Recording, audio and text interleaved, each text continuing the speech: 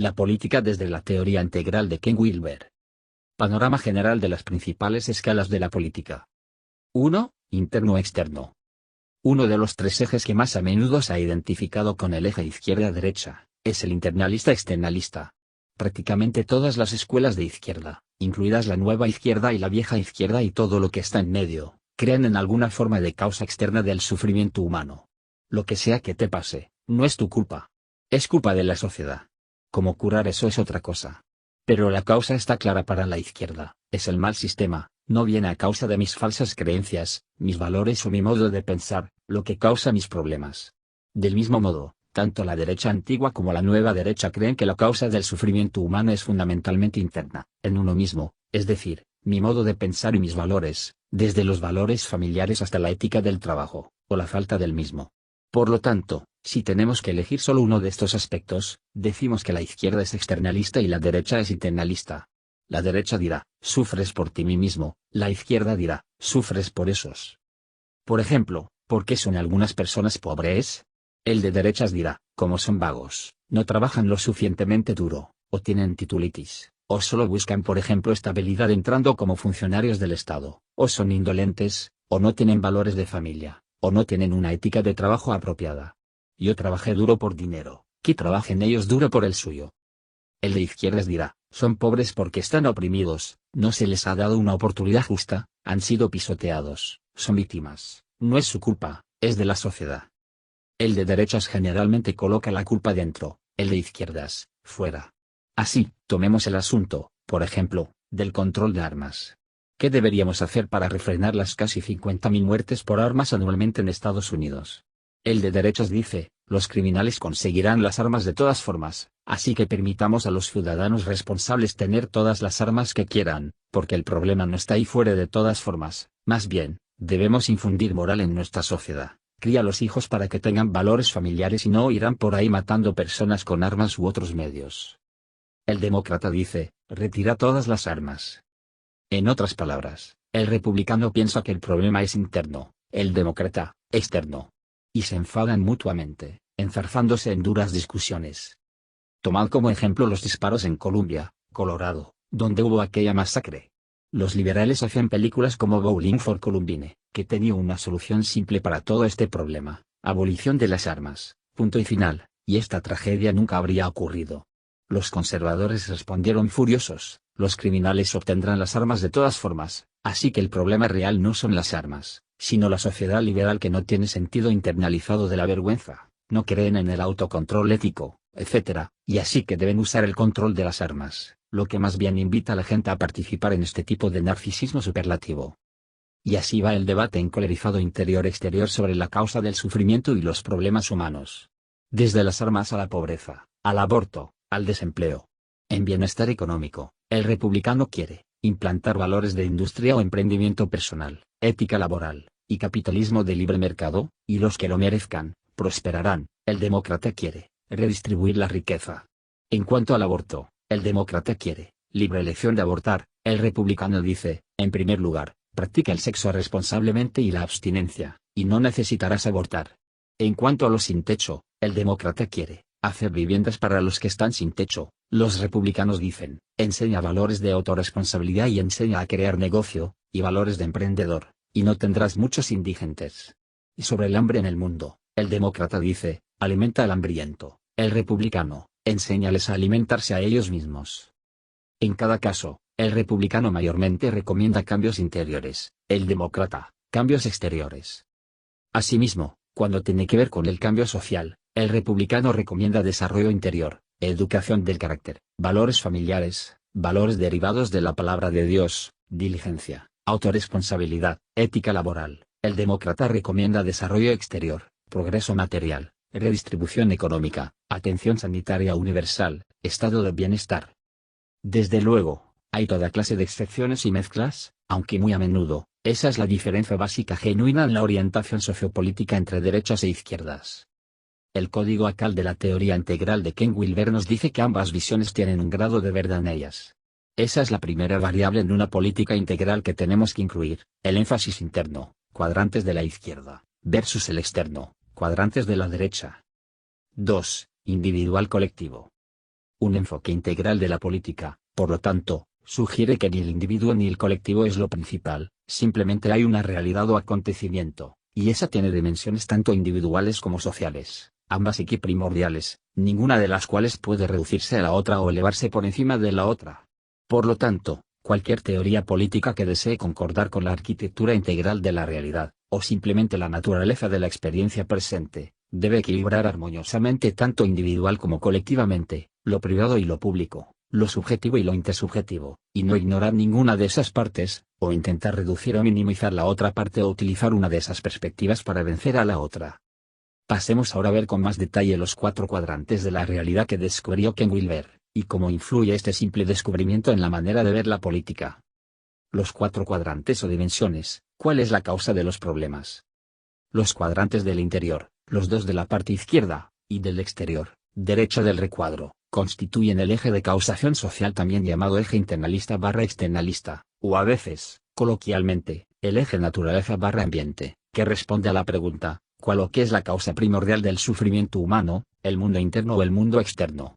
Naturaleza o ambiente es un debate sin fin porque, de acuerdo a la teoría integral ACAL, ninguna parte puede ganar nunca. Ambas tienen razón. Los cuadrantes superior e inferior constituyen el eje individual/colectivo, o el eje individual/comunal, responden a la pregunta, ¿quién tiene la soberanía última, el yo, el individuo o el nosotros, las personas como colectividad? ¿Los derechos humanos del individuo o los derechos sociales del colectivo?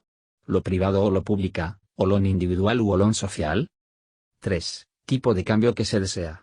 Transformación-traslación, progresista-conservador. Un Olón saludable se enfrenta a dos opciones básicas: la transformación ascendente, impulsada por el impulso que diversos filósofos han llamado eros, o la traslación saludable, impulsada por el impulso de ágape. Por lo tanto, el eje de transformación-traslación, o traducción, en la práctica saludable es esencialmente el mismo que el eje progresista-conservador y, cuando se usa en ese sentido, se trata del tercer eje mayor en politología integral. Traslación, cambio en un mismo nivel, vía autonomía personal o comunión colectiva, o en la transformación, cambio entre niveles, que en el punto almohadilla 4 describiré, vía progresión o regresión. Esto nos da 3 ejes adicionales, 2 de ellos considerados menores. ¿Quiere un Olón transformarse o trasladarse, hacer cambios en un mismo nivel? En el eje transformación/traslación.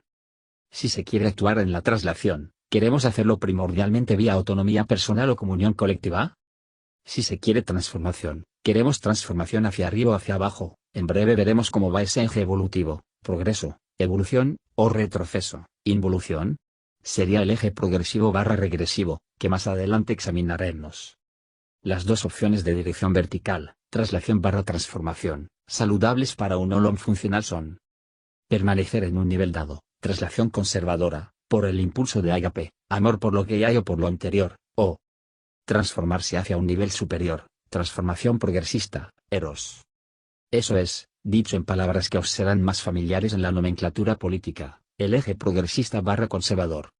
4. Altitud, olas del desarrollo social. Niveles y líneas. Cada Olón posee esos 3 ejes principales: internalista-externalista, individualista-colectivista, progresivo-conservador, que acabamos de ver, aunque, como siempre, todos ellos existen solo en una altitud evolutiva determinada, por lo que es necesario especificar la altitud de cualquier idea política o movimiento, tanto en su teoría como en su praxis. ¿De qué nivel brota? ¿A qué nivel sirve? Esta es la escala de niveles, almohadilla 4, o la cuarta y última escala principal que usamos. Esta escala es muy importante, porque los valores más básicos de un movimiento político, no sus valores particulares, sino sus valores más fundamentales, se establecerán según su altitud. Después de todo, uno puede ser ámbar progresista, naranja progresista, verde progresista, turquesa progresista, etc. O uno puede ser ámbar conservador, naranja conservador, verde conservador, etc. De la misma manera, uno puede ser ámbar colectivista, naranja colectivista, verde colectivista, etc.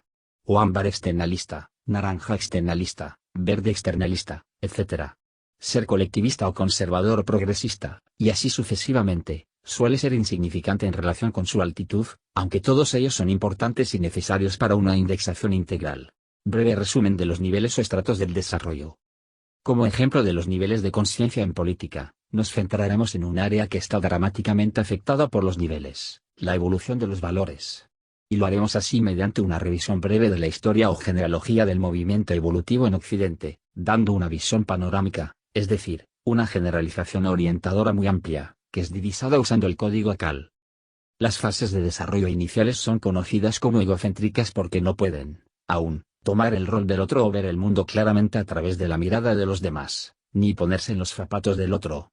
Las primeras sociedades humanas, y aquí hablamos de las poblaciones indígenas originarias, hace cerca de medio millón de años, y no de la población indígena de la manera que existe en el mundo de hoy, donde ha seguido evolucionando, eran tribales, y tribalmente egocéntricas, con una capacidad de manutención ecológica de alrededor de 40 personas. El pensamiento está usualmente impregnado de fantasía, o cognición preoperacional, y es usualmente llamado mágico, como en el vudú, donde si se hace un muñeco que representa a una persona real y se le clava una aguja, se hiere mágicamente a la persona. Si se hace una danza de la lluvia, se obliga a la naturaleza a que llueva. La identidad es sin duda egocéntrica.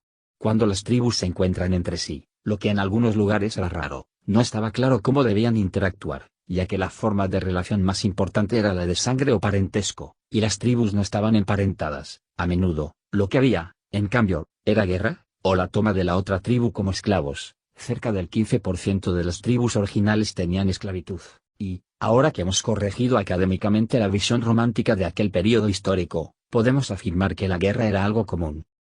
A medida que el desarrollo evolutivo continuó a través de varias fases intermedias, un hito sumamente importante fue la emergencia de una capacidad cognitiva más compleja, que resultó en lo que el genio del desarrollo Jim Hepser llamó mítico, Piaget lo llamó operaciones concretas y James Fowler una concretización mítico-literal, lo que puso en marcha la mayoría de religiones fundamentalistas que surgieron en muchas zonas en esa época. La versión cristiana de lo mítico-literal, por ejemplo, cree que cada palabra en la Biblia es literal y absolutamente real, la palabra de Dios mismo, por lo que Moisés en realidad partió las aguas del Mar Rojo, Cristo en realidad nació de una virgen biológica, etc. Aquí se entendía que los seres humanos simplemente no disponían de magia ni poderes milagrosos en un sentido real. Los humanos cuanto más intentaban hacer actos mágicos, más veían que fallaban, aunque la magia era demasiado atractiva para dejarla de lado totalmente. En cambio, fue transferida a una gran variedad de seres supranaturales, dioses y diosas y espíritus elementales, quienes sí podían hacer magia. Más aún, estos seres realizarían actos de magia en tu beneficio si sabías cómo acercarte a ellos de manera correcta, y fue así como el poder de la magia se transfirió del individuo a varias figuras mitológicas, dando como resultado la transformación de la época mágica a la gran época mítica que comenzó alrededor del año 10.000 a.C. Esta fase, con su capacidad cognitiva más compleja, también tuvo la capacidad, por primera vez, de ponerse en el lugar del otro y, por lo tanto, su identidad primaria podía cambiar entre el individuo y el grupo, o grupos, no solo como una tribu simple, sino como una megatribu, un imperio de docenas o incluso cientos de tribus, una religión particular que integra millones de personas, y más tarde, una nación, un partido político, etc. Su identidad se expandió de lo egocéntrico a lo etnocéntrico, basado en raza, color, sexo, creencia, etc. Esta fase, anclada en la identificación con un grupo especial en oposición a todos los demás, tiene una fuerte mentalidad de nosotros contra ellos. Usualmente, se ve y se cree profundamente que el grupo propio es especial, selecto, el pueblo elegido, incluso divino, que Dios mismo los ha identificado con el único grupo santo en el mundo. Todos los demás son infieles, apóstatas, no creyentes, incluso demoníacos, y usualmente sufrirán en el infierno o en incontables reencarnaciones posteriores. Históricamente, cuando esta fase etnocéntrica apareció, no era pecado matar infieles. De hecho, como un otro que era absolutamente malo, tales infieles no tenían alma y, por lo tanto, no solo está bien matarlos, sino que es lo recomendable, ya que los regresará de vuelta con el verdadero Dios que han negado con tanta ignorancia en esta vida. La actitud general de esta fase, con una gran variedad de nombres, es la de la hija, la guerra santa. El acercamiento adecuado a un no creyente, en orden creciente de severidad, es convencerlos, convertirlos, torturarlos y matarlos. Pero dejarlos solos con sus creencias erróneas es impío y debe ser evitado a toda costa. La capacidad expandida de esta fase, incluyendo el cambio de la conciencia egocéntrica a la etnocéntrica, formando grandes supertribus unidas por una creencia común, un conjunto de reglas y leyes, religión, y barra o autoridad, hizo que muchas tribus se organizaran para formar grupos multigrupales, lo que a menudo resultó en la conformación de varios imperios masivos de distintas formas. Así, la era de las civilizaciones clásicas tradicionales y la fundación de las grandes religiones, míticas, aparecía en el horizonte.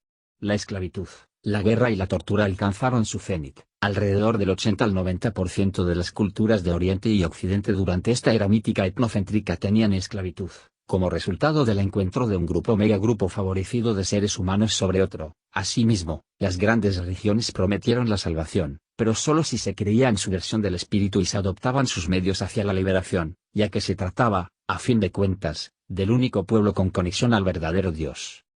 Esta fase ámbar comenzó con formas de transición, como mágico-mítica o culturas guerreras de fase roja, alrededor del año 10.000 a.C.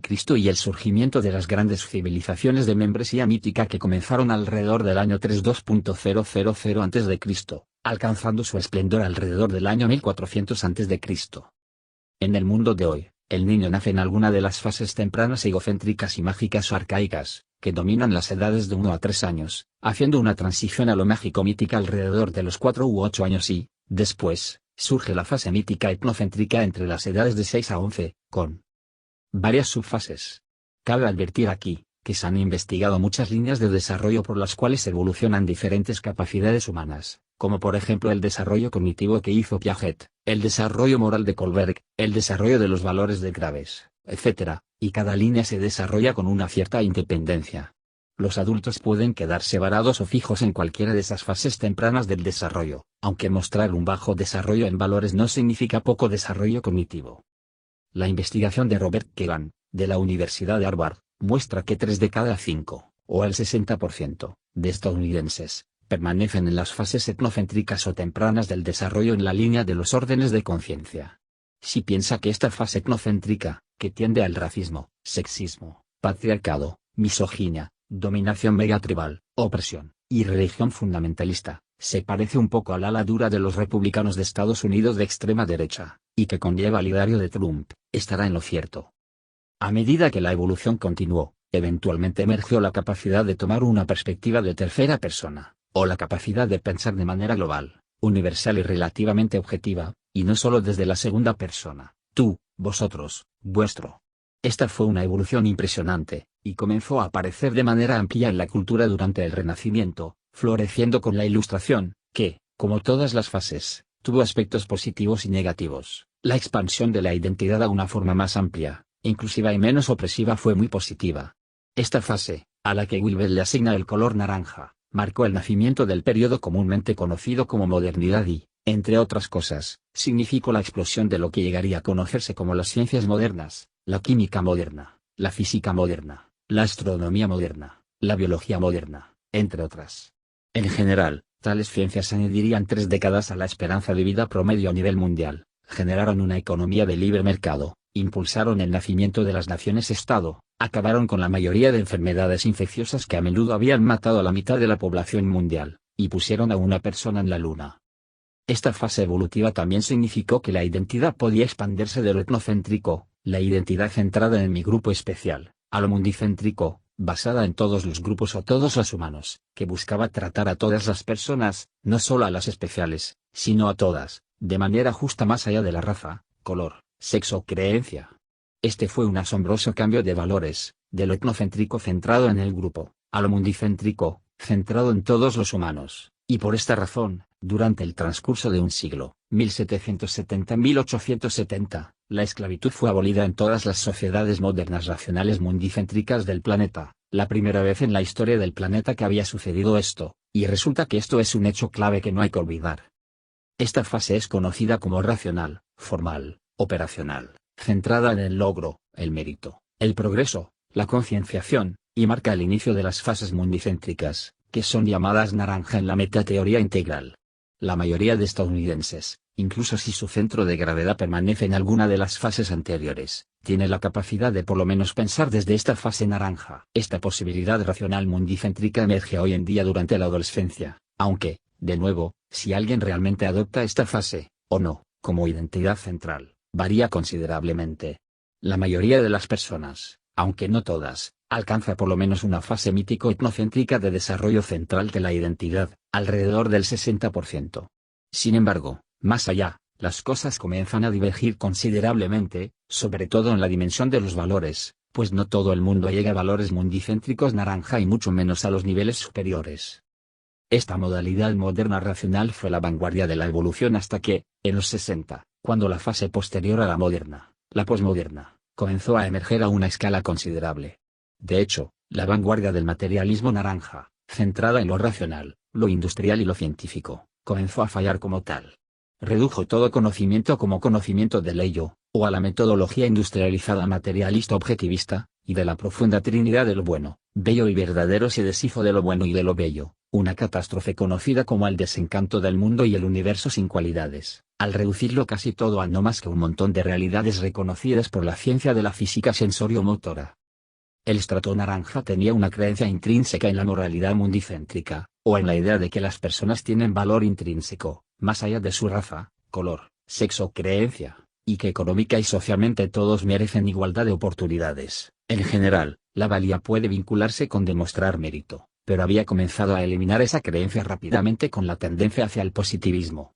Y, de manera desastrosa, había construido sistemas de existencia social que, a pesar de que ellos mismos adoptaban una moralidad mundicéntrica, les permitían a las fases etnocéntrica e incluso egocéntrica abrirse paso, y muchas de las empresas científico-capitalistas comenzaron a hacer justo eso, con su avaricia rampante y feroz, competencia hacia un darwinismo social. Pero la fase posmoderna, verde en la metateoría integral, trajo consigo la aparición significativa de la perspectiva de cuarta persona, que tenía la capacidad de reflexionar y analizar críticamente las producciones de la tercera persona global, y es aquí donde los posmodernistas, llamados así porque vinieron como consecuencia y crítica de los resultados de la modernidad, verdes decidieron que esta mentalidad racional moderna se había, en demasiados sentidos, desviado de su curso de maneras destructivas y contraproducentes. Esto permitió el surgimiento del movimiento de derechos civiles, el movimiento ecologista mundial, que se hizo más grande que cualquier partido político en el planeta, el feminismo personal y profesional, el movimiento pro sostenibilidad, en la empresa y en otros sectores. Todo lo que se ha llamado los muchos regalos de verde. Y, sin embargo, en el transcurso de tal movimiento, impulsado en gran medida, aunque no lo sabía, por argumentos arcanos de la academia, la versión originalmente sana del pluralismo posmoderno, se volvió, cada vez más, en un relativismo extremo, totalitario, contradictorio y bastante disfuncional, que colapsó, casi completamente, en nihilismo y narcisismo. Es la naturaleza de cada visión de vanguardia, que sus valores, a pesar de que son solo adoptados directamente por relativamente pocas personas que alcanzan esta fase misma, pueda, sin embargo, abrirse paso o permear la cultura de manera amplia. Por ejemplo, cuando la vanguardia era originalmente mundicéntrica, cuyos valores mundicéntricos o de que todos los humanos deben ser tratados igual, incluían inherentemente una actitud abolicionista. En la Guerra Civil de Estados Unidos se luchó para terminar con la esclavitud, y casi 1 millón de chicos blancos murieron en la lucha para acabar con la esclavitud de los negros. Y, sin embargo, no más del 10% de la población se encontraba en la fase naranja del desarrollo de los valores. Pero tales valores se habían abierto paso en la cultura del norte de los Estados Unidos, y muchos estaban dispuestos a morir por ellos. Así como en las revoluciones francesa y estadounidense, que marcaron el derrocamiento de la aristocracia monarquía ámbar por la democracia naranja. Pero esta filtración de valores ocurriría sin importar si este valor filtrado fuera realmente bueno o realmente absurdo.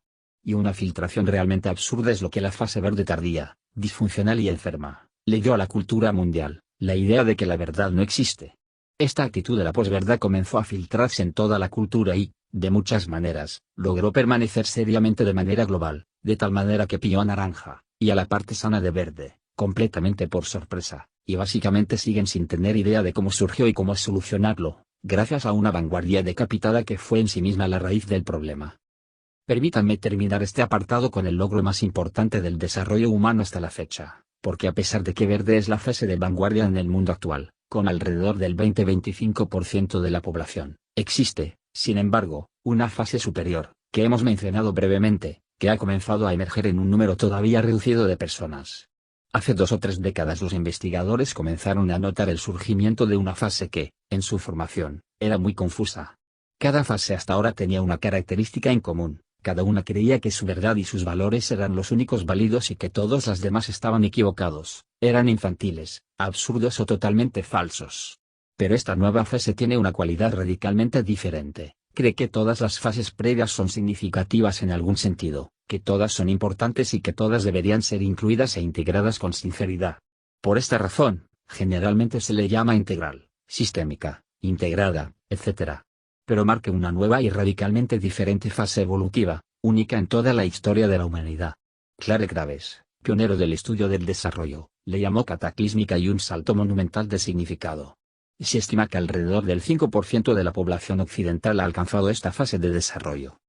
Ahora continuemos analizando algunas políticas, aunque notando la peculiaridad de que estoy hablando concretamente de Estados Unidos, aunque fácilmente extrapolable a otros países. La corriente principal de republicanos, o conservadores, tienen valores tradicionales muy fuertes.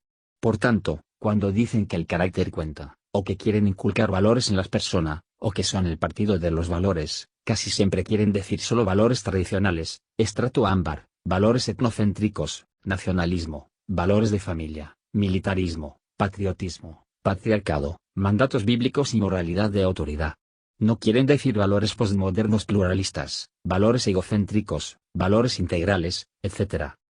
Esa clase de movimiento político tradicional conservador, fundamentado originalmente en la pertenencia mítica y el sistema de valor del estrato evolutivo al cual el filósofo Ken Wilber le ha designado el color ámbar, fue la forma de gobierno dominante para la mayor parte de la historia civilizada de la humanidad, oriental y occidental, desde el gran periodo axial, alrededor del siglo VI a.C., hasta la Ilustración en Occidente. Esta estructura de valor ámbar, y los sistemas de gobierno que soportaba, fueron los de los grandes imperios y las antiguas naciones, orientales y occidentales, del norte y del sur, siendo Roma una de las más poderosas. Eran sociedades agrarias, cuadrante inferior derecho, y por tanto tenían una cultura mítica y de pertenencia correspondiente, de valores ámbaro tradicionales, en el cuadrante inferior izquierdo, lo mejor y más saludable que había surgido en aquellos tiempos. Esas culturas tuvieron algo de belleza y maravilla. Desde luego, previo a esas sociedades ámbar, tradicionales, etnocéntricas, agrarias, estaban mayormente las sociedades del estrato rojo, etnocéntricas de poder bruto y humanos esclavizados, todos con armamento tribal preparados para guerrear con otras tribus, y anarquía social frecuente. De vez en cuando un partido político de hoy atraerá el instinto rojo anárquico, tribal y poderoso de las personas, especialmente hombres, pero hay pocos gobiernos en el mundo de hoy que puedan sustentar estos valores por sí mismos, aunque algunas dictaduras como la de Saddam Hussein estuvieron horriblemente cerca de eso. Y cuando vimos la ruptura de la Unión Soviética, con sus totalitarismos ámbar, mucho de ese totalitarismo tenía que ser desmantelado, y no ocurrió siempre así. En vez de transformación hacia arriba, hubo zonas de transformación hacia abajo, involución, una pérdida de altitud, y así, a veces, cuando ámbar se desmorona, rojo sale a flote y, por ejemplo, la mafia rusa es ahora la sociedad roja tribal más temida del planeta.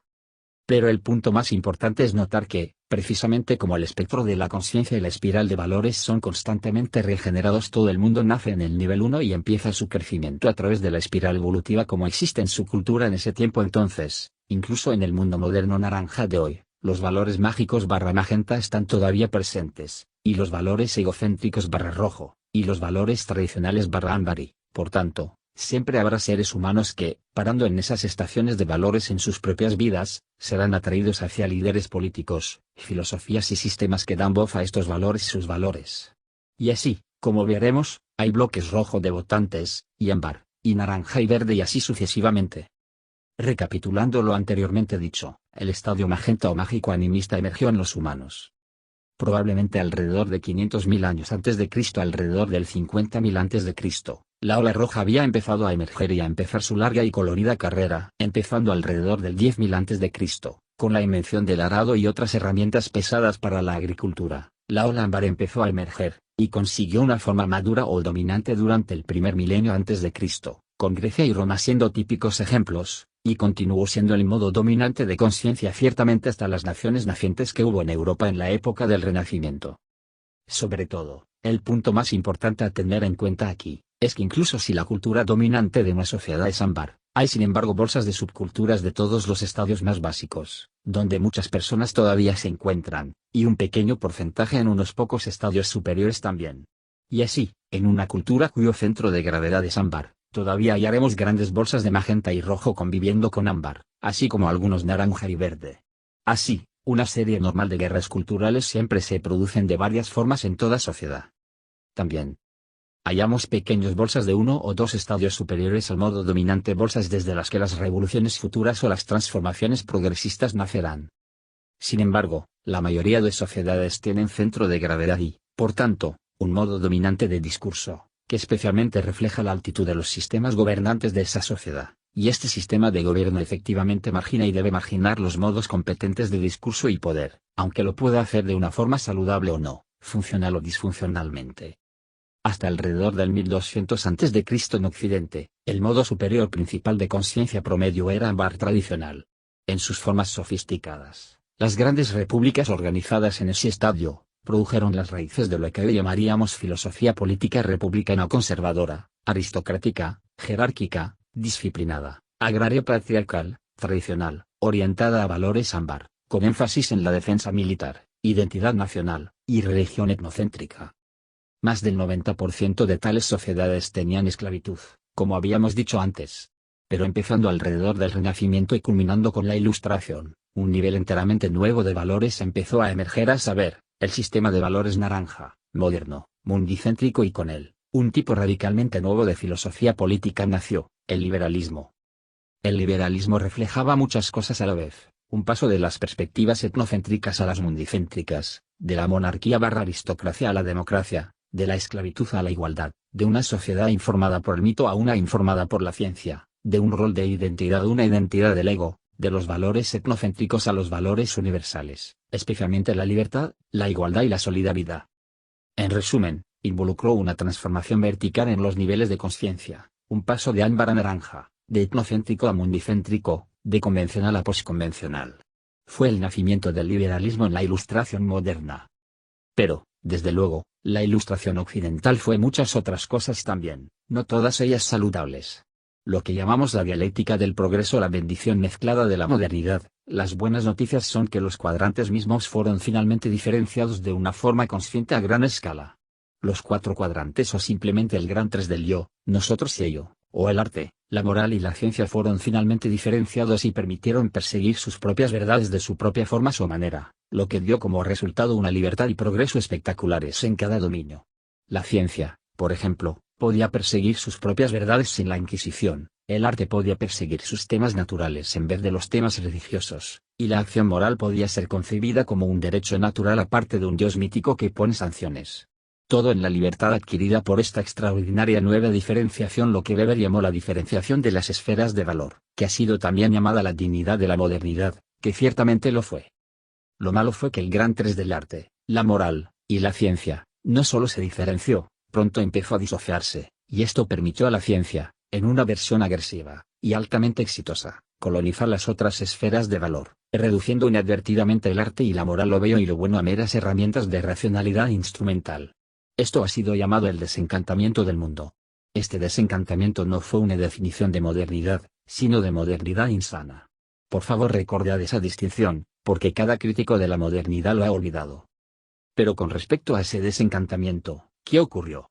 Bien, dicho claramente, las dimensiones del yo y del nosotros, los cuadrantes de la izquierda, interioridad guión, fueron todos reducidos a marionetas del mundo de ellos o esos sensorio-motores y exteriores de los cuadrantes de la derecha. El materialismo científico nació. La versión del mundo chato, plano o superficial nació. Y el liberalismo nació con él.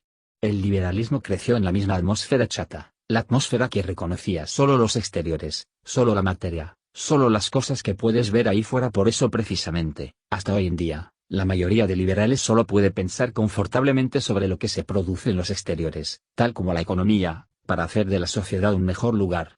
Pensar en la acción, regulación, etc., de interioridades implicaría que algunos interiores son mejores o peores que otros, por ejemplo valores, y los liberales normalmente reculan ante tal implicación, paralizando así inadvertidamente cualquier desarrollo interior efectivo y centrándose casi exclusivamente en la ingeniería exterior de los sistemas sociales. Pero hay también una razón muy positiva para la resistencia liberal en discutir el desarrollo interior, y tiene que ser advertida cuidadosamente, a saber, la separación de la Iglesia y el Estado. La filosofía política previa, el tradicionalismo conservador, procediendo de la ola mítico pertenencia, ámbar, fue esencialmente una filosofía de la fusión Iglesia-Estado. El faraón, César, zar, o el rey era odioso, el representante de Dios, un sistema político de un solo partido de comando y control enchufado en una religión etnocéntrica y en su único e incomparable Dios.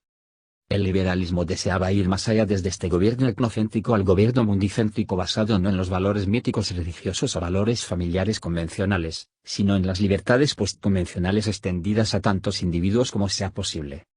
Por tanto, y esto es sumamente importante, la posición liberal general definitoria, cuando emergió por primera vez, es que el Estado no promoviera oficialmente ninguna versión específica o privilegiada de cómo vivir una buena vida, no promoviera ninguna religión particular, que es a menudo resumido como la separación de la Iglesia y el Estado. En términos simples, esto significa que el Estado no puede forzarte a pertenecer a ninguna religión. Previo a la modernidad, si pertenecías a cualquier religión diferente a la del Estado o Iglesia, tu existencia podía correr peligro. A menudo, el jefe de Estado era también el líder religioso, como fue en muchos faraones, césares, khans, etc., y así, estar en desacuerdo con el oficial, era ser culpable tanto de crimen político de traición, como de crimen religioso de herejía, un castigo doble conocido por su crueldad. Recuerda que en las 13 colonias americanas, previas a la Constitución, la asistencia a la iglesia semanalmente era obligatoria en cada colonia. ¿Podés imaginar eso? No ir a la iglesia era una ofensa criminal. Cuando el liberalismo demandó que hubiera separación de iglesia y Estado, tales prácticas eran en esencia eliminadas. Esto es establecido por el liberalismo como, el derecho precede a Dios, lo que significa, es tu derecho a elegir tu propia religión, o ninguna religión. Es tu derecho, no el del Estado, elegir tu versión de la buena vida. Por tanto, tu derecho precede a lo que otros consideran bueno, y puedes elegir cualquier bueno que quieras, mientras en las culturas tradicionales, la buena vida precede al derecho, la espiritualidad del grupo es la que tienes que aceptar, o la diosa de la tribu es la que debes abrazar, o la religión del Estado es la única buena permitida, y no tienes derecho a estar en desacuerdo públicamente con ella o sin castigo severo, como vimos o pregunta a Galileo, o a Layaj, o a Giordano Bruno, por no mencionar a quizás 200.000 paganos y brujas europeas quemadas o apedreadas por no adoptar la buena vida correcta. La separación de la Iglesia y el Estado pone fin a esa persecución. Es tu derecho a adorar cuando, dónde, a quién, a lo que, y como desees. El liberalismo por tanto recomienda lo que se conoce como la república procesal, donde el derecho precede a lo bueno, no la república sustantiva, donde lo bueno precede al derecho, y generalmente defiende las libertades negativas, la libertad de, más coherentemente que las libertades positivas, la libertad para. La posición liberal, por tanto, aboga por un tipo de igualdad e incluso de igualitarismo. Pero en todos los casos, el énfasis está en la igualdad exterior y social. Las jerarquías interiores son miradas con sospecha, como los interiores en general. Y, de hecho, en el liberalismo clásico digamos, los interiores son muy negados, como vemos en la llamada tabula rasa, en que cada individuo nace con la mente vacía, es decir, sin cualidades innatas, de modo que todos los conocimientos y habilidades de cada ser humano son exclusivamente fruto del aprendizaje, a través de sus experiencias y sus percepciones sensoriales. Pero hay una gran dificultad con tal liberalismo: la propia capacidad de proteger y promover la igualdad universal es el resultado de varios estadios de crecimiento jerárquico interior, de egocéntrico a etnocéntrico a mundicéntrico, o de magenta a rojo, a ámbar, a naranja. Por eso las democracias representativas no se muestran en ningún lugar de la historia hasta que el nivel naranja empiece a emerger. La posición liberal, que dice que todas las personas son iguales, es en sí misma un valor élite alcanzado solo por una minoría de la población en la mayoría de las épocas. El liberalismo es el producto de varios estadios jerárquicos principales de crecimiento, que entonces se da la vuelta y niega la importancia o incluso la existencia de los estadios jerárquicos de crecimiento. El liberalismo, de esta manera, niega el propio camino que condujo al liberalismo. Y una de las principales razones de que lo haga así, sugiero que es que no solo nació el liberalismo en la atmósfera superior de la conciencia mundicéntrica sobre la conciencia etnocéntrica, un plus significativo, sino que también nació en el clima del desencantamiento del mundo, el clima del mundo chato y superficial, del materialismo científico, del reduccionismo económico, que mantenía que todas las realidades verdaderamente importantes son eventos exteriores sensorio-motores, una resta significativa. Incluso los sistemas psicológicos que crecieron con el liberalismo, el empirismo, el conductismo, el positivismo, mantenían que el mundo interior no era nada excepto una serie de cuadros o representaciones del mundo exterior, que es el único mundo realmente real. De nuevo, la ciencia liberal mantiene que solo hay hechos, no interpretaciones, es decir, solo hay exteriores, no interiores reales.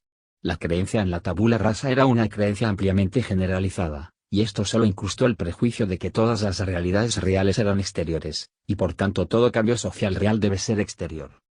Desde el principio, el liberalismo por tanto entendió mal la génesis de su propia posición.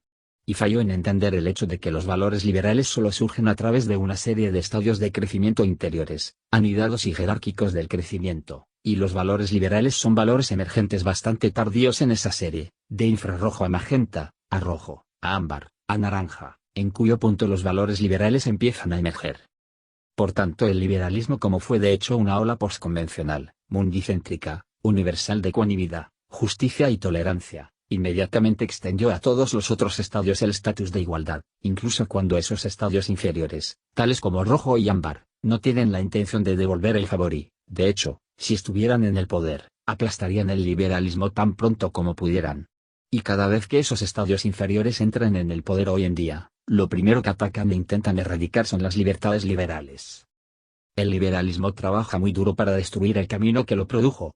En lugar de desarrollo interior, meramente es recomendado, por el liberal del mundo chato, el desarrollo exterior. La mejora material y los cambios económicos se convierten en los principales objetivos del gobierno: redistribuir la riqueza material, proveer el cuidado de salud física para todo el mundo, proveer el refugio, techo o cobijo físico para todo el mundo, proveer de alimento físico para todo el mundo, proveer bienestar físico para todo el mundo. Todo lo cual es maravilloso, pero en sí mismo, esto deja todos los valores, todos los interiores, todos los significados, todas las intenciones, toda espiritualidad, y toda profundidad para los conservadores, que a menudo representan una ola inferior del desarrollo, ámbar tradicional en vez de naranja moderno, aunque al menos no han olvidado los interiores. Hablar de lo interior, hablar de valores, del espíritu, del carácter, de la intención es así dejado ampliamente en las manos de los conservadores. El liberal entonces mira los valores conservadores típicos tradicionales ámbar, que son etnocéntricos, nacionalistas, y patrióticos, aunque son adaptativos e inevitables en ese estadio, pero pueden caer fácilmente en homofobia y acoso a los gays, sexismo y misoginia, militarismo e imperialismo, y dice: si eso es lo que significa instaurar los valores, entonces permaneceré fuera del juego de los valores, fallando en ver que su propia ecuanimidad mundicéntrica es el siguiente estadio en la jerarquía anidada, u holarquía, de valores desplegándose. El liberalismo así intenta escapar de los valores etnocéntricos, aunque sin abanderan transparentemente sus propios valores mundicéntricos superiores, supuso lo bueno de la ola naranja, sino afirmando ser de valor neutral e igualitario, mientras, de hecho, está abanderando el siguiente estadio de las estructuras evolutivas de valores después de ámbar, la siguiente ola de la evolución: los interiores, cuadrantes de la izquierda, el filo de la vanguardia y el filo verdaderamente progresivo del desarrollo. Y a esto lo llamaron estar libre de valores y ser igualitario, mientras no es así en absoluto. Es un nivel muy alto de los valores que afirma que no tiene valores, si esta mala comprensión de su propia posición continuaría, y sería amplificada, por el posmodernismo de nivel verde, que, tratando de superar esta contradicción, saltó desde la sartén hirviendo al fuego directo. El problema es que el liberalismo, abanderando la igualdad, no afrontará el hecho de que es una élite. Es una estructura de valor sostenida por una minoría en la mayoría de culturas, incluyendo la nuestra, sino, ¿qué es un elitismo? Pues es el primer sistema de valores que desea trata a todo el mundo justa y ecuánimemente, incluso aunque estén en desacuerdo con ellos. Incluso si están en desacuerdo contigo y con tus valores, tú, como liberal, les otorgarás igual estatus ante la ley. Pero el número de personas que pueden pensar así, el número de personas en naranja mundicéntrico superior, es menos del 50% en Estados Unidos y menos del 30% en el mundo en general. Y el asunto en cualquier evento es que naranja misma es un logro del desarrollo alcanzado solo en los estadios superiores, y si no llegas a esos estadios superiores, simplemente no generas liberalismo. Así que, si el liberalismo permaneciera en su propia posición más honestamente, admitiría que sus valores son una posición de desarrollo de élite, a menudo alcanzado solo por una relativa minoría de personas, cuyos valores insisten en tratar no solo a esa élite sino a todo el mundo igualmente, algo inaudito de igualdad y generosidad. Es un igualitarismo alentado por una élite. Pero el liberal típico, no entendiendo ambas cláusulas, a menudo llega al desastre de la conclusión de que es un igualitarismo sostenido por todo el mundo, o que fácilmente podría serlo. Mientras que, en esta época de la historia, cuando nacieron los valores liberales, muy pocas personas compartían ese valor, y es una pérdida de tiempo insistir que ámbar o rojo acepte tales valores sin una previa transformación mediante educación, etc., y en definitiva, interioridades. Así que, si pudiera desprenderme de mi modo de profesor y ponerme en modo más coloquial, creo que resumiría esto diciendo que el liberalismo es un elitismo que está abierto a todo el mundo, aunque para llegar ahí y compartir valores mundicéntricos liberales se requiere el desarrollo jerárquico interior, desde egocéntrico a etnocéntrico, a mundicéntrico.